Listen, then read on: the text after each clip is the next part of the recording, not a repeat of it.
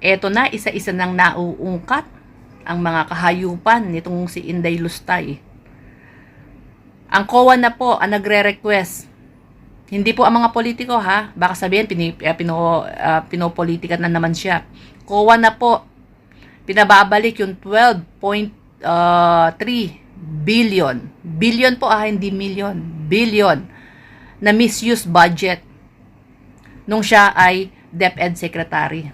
Ang daming kabalastugan nung siya ay DepEd Secretary. Walang accomplishment. Wala pong accomplishment. Kahit i-check nyo pa, walang accomplishment.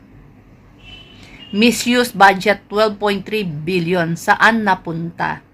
Kaya pinababalik na lamang kasi walang ma-i-provide na resibo, walang ma-i-provide na invoice, walang ma-i-provide na programa.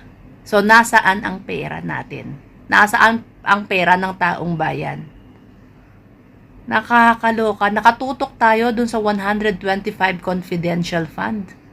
May mas malaki pa pala